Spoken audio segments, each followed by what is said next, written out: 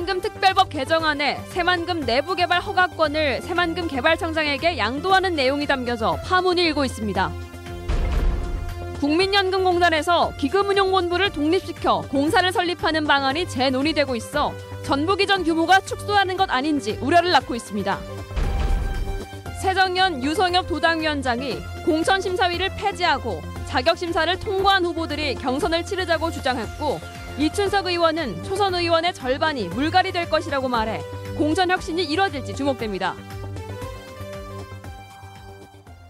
여러분 안녕하십니까? 계속해서 전북권 뉴스입니다. 얼마 전 새만금개발청이 새만금 내부에 중국 태영광 기업의 발전소를 허용했는데요. 전라북도의 반대를 묵살하고 내린 조치여서 논란이 일었습니다.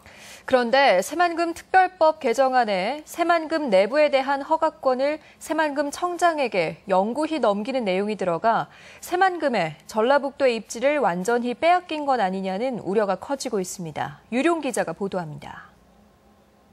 이번 주 국회 본회의 통과만을 앞두고 있는 새만금 특별법 개정안. 개발행위 허가권은 시장 군수에게 있고 행정구역 결정 전까지 새만금 개발청장이 대행한다는 조문이 새만금 개발청장이 영구히 허가권을 갖는다는 내용으로 바뀌었습니다. 지난 4월 국토부가 정부 입법으로 특별법 개정안에 포함시킨 것으로 앞으로 시장 군수가 뽑혀도 개발행위 허가에는 관여할 수 없다는 파격적인 내용입니다. 앞으로 시장 군수가 생기면 어떻게 되는 거죠? 저희 법 개정된 대로 되는 겁니다. 여기에 시장 군수가 있다 하더라도 새만금 청장이 행사하겠습니다. 국내 어느 곳에서도 시장 군수 대신 정부가 허가권을 갖는 곳은 없고 지역의 반대에도 불구하고 태양광 업체가 새만금의 사업권을 얻은 바 있어 의문은 커지고 있습니다. 전라북도는 지지부진한 새만금 개발에 정부의 투자를 이끌어내고 새만금의 특별 행정구역까지 만들기 위해 큰 틀에서 양보를 했다고 설명하고 있습니다. 원치 않는 그런 사업이 올 경우에 대해서 뭔가 견딜 수 있어야 되는가 하는 생각도 있는데, 그것보다는 좀 더 큰 차원에서 새만금을 어떤 국가가 의지를 가지고 개발하도록 힘을 실어주고. 전라북도는 그러나 새만금 개발이라는 이름으로 정부가 어떠한 사업을 추진해도 일선 시군이 제지할 수 없는 문제점도 있다고 인정해 인허가권을 정부로 넘긴 관련 조항에 대해 파문이 커질 전망입니다. MBC 뉴스 유룡입니다.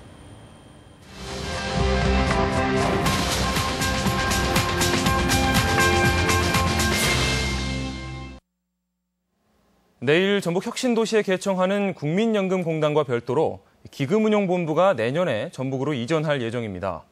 그런데 기금운용본부를 독립시켜 공사를 설립하는 방안이 재논의되고 있어 추후에 전북 이전 규모가 축소되는 것은 아닌지 우려를 낳고 있습니다. 박찬익 기자의 보도입니다.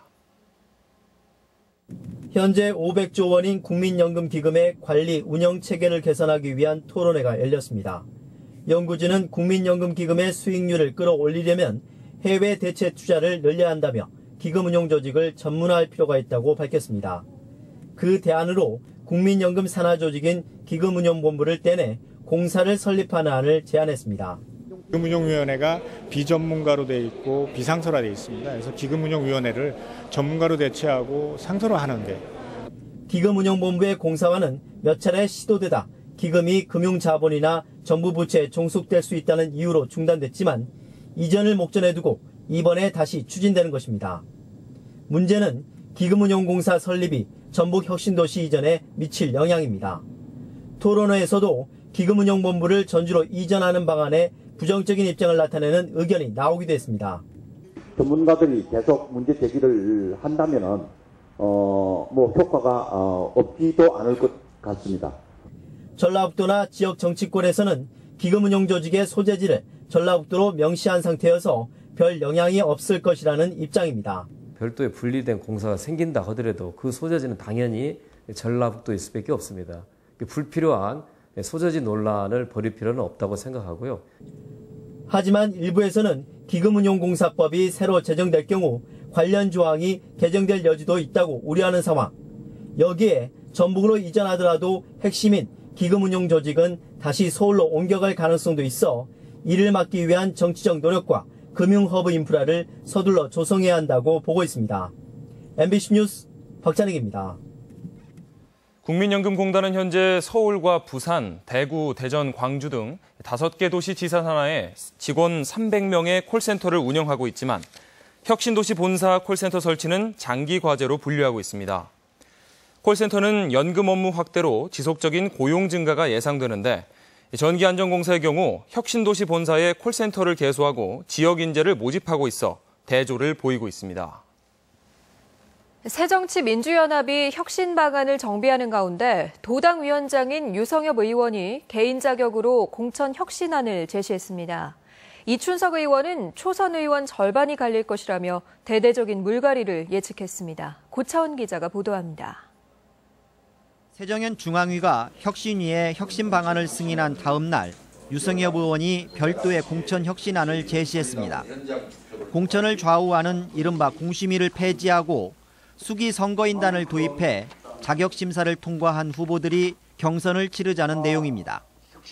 공정한 공천을 가능하게 할 수기 선거인단은 선거구마다 성, 연령, 지역별 비례로 안배하고 선관위가 관리해 시비를 없애도록 했습니다. 안심 번호제에 의한 휴대전화로 하든지 이렇게 해서 선거인단을 200명 내지 400명을 선거구별로 무작위로 이렇게 선출하는 건데 유 의원의 이 같은 발언은 내년 총선 공천 과정에 당권과 공천권을 완전히 분리하자는 것으로 선거 국면까지 지속적으로 쟁점이 될 것으로 보입니다. 한편 익산 갑 이춘석 의원은 기자들과 만난 자리에서 도내 초선 의원 7명 가운데 다음 총선에서는 절반만 재선에 성공할 것이란 견해를 밝혔습니다. 이 의원은 지역 발전을 위해 예산을 확보한 의원들이 재선에 성공할 것이고 그 수도 절반에 그칠 것이라고 말했습니다. 총선을 앞두고 다양한 혁신안 경쟁과 총선 결과에 대한 전망들이 서서히 수면 위로 떠오르고 있습니다. MBC 뉴스 고차원입니다. 이상직 의원 일가가 운영하는 그룹에서 거액의 배임과 횡령 사건이 발생했습니다. 이 의원의 형이 실형을 받았고 이 의원은 검찰 수사 결과 무혐의 처분을 받은 것으로 알려졌습니다. 보도에 강동엽 기자입니다. KRC그룹의 전 회장 이경일 씨가 회사에 거액의 손실을 끼친 혐의 등으로 지난 9일 대법원에서 징역 3년형을 선고받은 것으로 확인됐습니다. KRC는 이스타항공 등이 속해 있는 모기업이며 이 씨는 국회 이상직 의원의 친형입니다. 대법원은 이 씨가 재임 당시 담보 확인이나 이사회를 거치지 않고 회사 돈을 계열사에게 부당 지원해 회사에 700억 원대의 손실을 입혔다고 판시했습니다. 또한 이 의원의 누나 등 친인척을 허위로 직원으로 올려 급여를 받는 등 회사 돈 17억 원을 유용한 사실도 확인했습니다. 이 씨는 계열사 간의 자금 지원에 대해 차세대 사업 투자를 위한 결정이었다고 항변했지만 재판부는 받아들이지 않았습니다. 이 씨가 KRC그룹의 회장으로 재직할 당시 이상직 의원도 이스타항공그룹 회장을 지낸 바 있지만 이 의원 측은 사건과 관련성이 전혀 없다고 밝혔습니다. 검찰에서도 당시에 그 부분에 대해서 강도 높게 조사를 했었고 그 부분이 혐의가 없음이 결론이 났기 때문에 도내에 연고를 둔 기업의 수장이 회사 돈을 횡령하고 배임한 사실이 확인되면서 기업과 총수일가의 사회적 책임에 대한 파장이 일고 있습니다. MBC 뉴스 강동엽입니다. 도의회 예결특위는 교육청이 편성한 세월호 희생자 추모비 건립사업비 2억 4천만 원과 교육정책 홍보비 4억 3천만 원을 전액 삭감했고 교직원 단체 건물 임대료는 신청액 5억 원 가운데 2억 원을 삭감했습니다. 또 법정 전입금을 미납한 사립학교의 시설공사 21개 사업 12억 원을 삭감하는 등 모두 52개 사업에 50억 원을 삭감했습니다.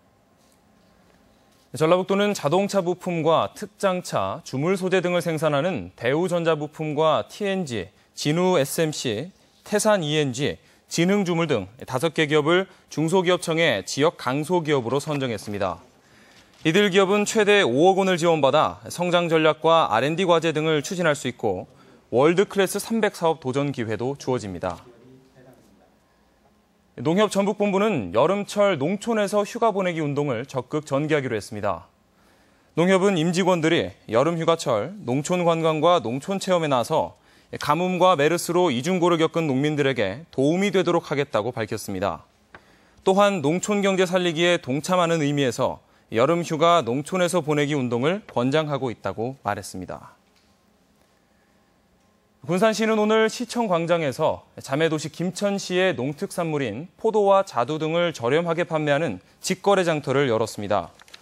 군산시는 김천시와 1998년 11월 자매결연을 맺은 이후 정기적인 직거래 장터를 개설해 우호 증진과 신뢰를 쌓고 있으며 오는 9월 1일에는 김천시청에서 흰 찰쌀보리를 비롯해 간장게장과 박대 등 군산 특산물을 선보일 예정입니다. 이어서 오늘의 간추린 소식 전해드립니다. 철도공사가 메르스 극복과 지역 관광 활성화를 위한 홍보 행사를 열었습니다.